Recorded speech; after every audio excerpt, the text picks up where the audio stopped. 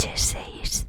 Sherezada dijo: he llegado a saber, oh rey afortunado, que cuando el pescador dijo al Efrit: si me hubieras conservado, yo te habría conservado, pero no has querido más que mi muerte, y te haré morir prisionero en este jarrón, y te arrojaré a ese mar.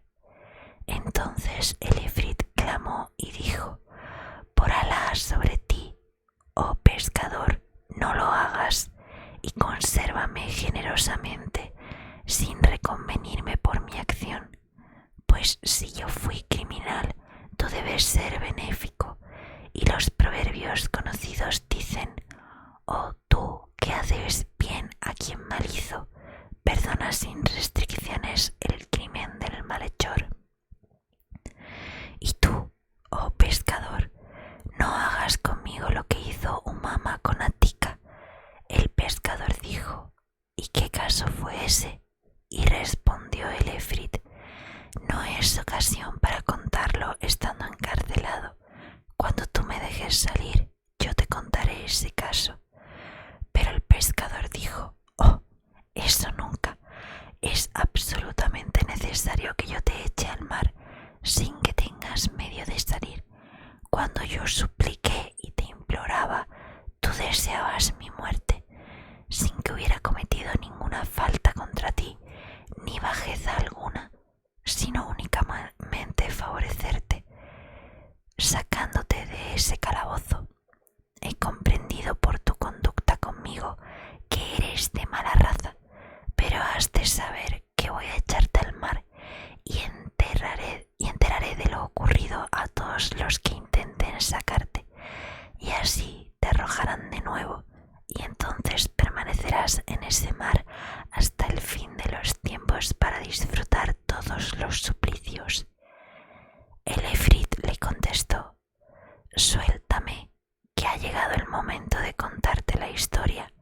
Además, te prometo no hacerte jamás ningún daño, y te seré muy útil en un asunto que te enriquecerá para siempre. Entonces el pescador se fijó bien en esta promesa de que si liberaba al Efrit, no solo no le haría jamás daño, sino que le favorecería en un buen negocio. Y cuando se aseguró firmemente de su fe y de su promesa, y le tomó juramento por el nombre de Alá Todopoderoso, el pescador abrió el jarrón. Entonces el humo empezó a subir hasta que salió completamente y se convirtió en un Efrit, cuyo rostro era espantosamente horrible. El Efrit dio un puntapié al jarrón y lo tiró al mar. Cuando el pescador vio que el jarrón iba camino del mar, dio por segura su propia perdición y, orinándose encima, dijo: verdaderamente no es esto una buena señal. Después intentó tranquilizarse y dijo: oh Efrit, Alá Todopoderoso ha dicho: hay que cumplir los juramentos porque se os exigirá cuenta de ellos. Y tú prometiste y juraste que no me harías traición, y si me la hicieses, Alá te castigará, porque es celoso, es paciente y no olvida. Y yo te digo lo que el médico Ruyán al rey Yunán: consérvame y Alá te conservará.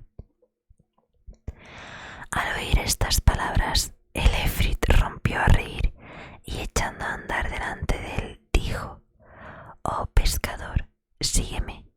Y el pescador echó a andar detrás de él, aunque sin mucha confianza en su salvación, y así salieron completamente de la ciudad y se perdieron de vista, y subieron a una montaña y bajaron a una vasta llanura, en medio de la cual había un lago. Entonces el Efrit se detuvo y mandó al pescador que echara la red y pescase, y el pescador miró a través del agua y vio peces blancos y peces rojos, azules y amarillos. Al verlo, se maravilló el pescador. Después echó su red y cuando la hubo sacado encontró en ella 4 peces, cada uno de color distinto, y se alegró mucho. Y el Efrit le dijo: palacio del sultán, ofréceselos y te dará con qué enriquecerte. Y mientras tanto, por Alá, discúlpame mis rudezas, pues olvidé los buenos modales con mi larga estancia en el fondo del mar, donde me he pasado 1800 años sin ver el mundo ni la superficie de la tierra. En cuanto a ti, vendrás todos los días a pescar a este sitio, pero nada más que una vez. Y ahora, que Alá te guarde con su protección. Y el efrit golpeó con sus 2 pies en tierra, y la tierra se abrió y le tragó. Entonces el pescador volvió a la ciudad, muy maravillado de lo que le había ocurrido con el efrit. Después cogió los peces y los llevó a su casa, y enseguida, cogiendo una olla de barro, la llenó de agua y colocó en ella los peces, que comenzaron a nadar en el agua contenida en la olla. Después se puso esta olla en la cabeza y se encaminó al palacio del rey, según el efrit le había encargado. Cuando el pescador se presentó al rey y le ofreció los peces, el rey se asombró hasta el límite del asombro al ver aquellos peces que le ofrecía el pescador, porque nunca los había visto en su vida, ni de aquella especie ni de aquella calidad, y dispuso que entreguen esos peces a nuestra cocinera negra, porque esta esclava se la había regalado hacía 3 días solamente el rey de los Rum, y aún no había tenido ocasión de lucirse en su arte de la cocina. Así es que el visir le mandó que friera los peces y le dijo: «Oh buena negra, me encarga el rey que te diga si te guardo como un tesoro o gota de mis ojos es porque te reservo para el día del ataque. De modo que demuéstranos hoy tu arte de cocinera y lo bueno de tus platos». Dicho esto, volvió el visir después de hacer sus encargos, y el rey ordenó que diera al pescador 400 dinares. Habiéndoselos dado el visir, los guardó el pescador en una halda de su túnica y volvió a su casa, cerca de su esposa, lleno de alegría y de expansión. Después compró a sus hijos todo lo que podían necesitar, y hasta aquí es lo que le ocurrió al pescador. En cuanto a la negra, cogió los peces, los limpió y los puso en la sartén. Después dejó que se frieran bien por un lado y los volvió enseguida del otro.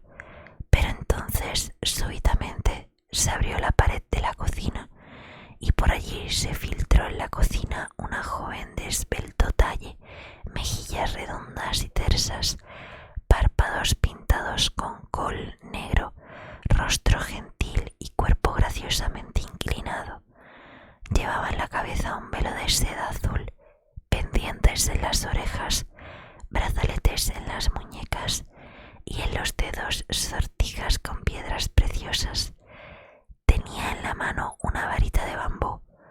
Se acercó y metiendo la varita en la sartén dijo: «Oh peces, seguís sosteniendo vuestra promesa». Al ver aquello, la esclava se desmayó y la joven repitió su pregunta por segunda y tercera vez.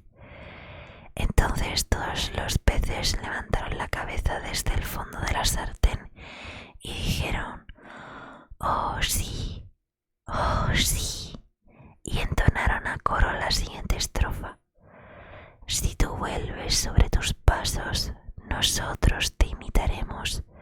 Si tú cumples tu promesa, nosotros cumpliremos la nuestra. Pero si quisieras escaparte, no hemos de cejar hasta que te declares vencida». Al oír estas palabras, la joven derribó la sartén y salió por el mismo sitio por donde había entrado, y el muro de la cocina se cerró de nuevo. Cuando la esclava volvió de su desmayo, vio que se habían quemado los 4 peces y estaban negros como el carbón, y comenzó a decir: «Pobres pescados», y mientras seguía lamentándose,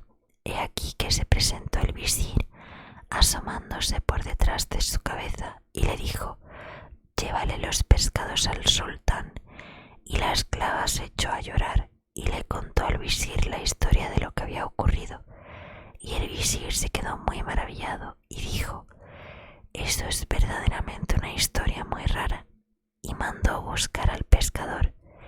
Y en cuanto se presentó el pescador, le dijo: «Es absolutamente indispensable que vuelvas con 4 peces como los que trajiste la primera vez». Y el pescador se dirigió al estanque, echó su red y la sacó conteniendo 4 peces, que cogió y llevó al visir. Y el visir fue a entregárselos a la negra y le dijo: «Levántate, vas a freírlos en mi presencia para que yo vea qué asunto es este». Y la negra se levantó, preparó los peces y los puso al fuego en la sartén, y apenas había pasado unos minutos, hete aquí que se hendió la pared y apareció la joven vestida siempre con las mismas vestiduras, y llevando siempre la varita en la mano, metió la varita en la sartén y dijo: «Oh peces, seguís cumpliendo vuestra antigua promesa». Y los peces levantaron la cabeza y cantaron a coro esta estrofa: «Si tú vuelves sobre tus pasos, nosotros te imitaremos. Si tú cumples tu juramento, nosotros cumpliremos el nuestro. Pero si tú reniegas de tus compromisos, gritaremos de tal modo que nos resarciremos». En este momento de su narración, Sherezada vio aparecer la mañana y se calló discretamente.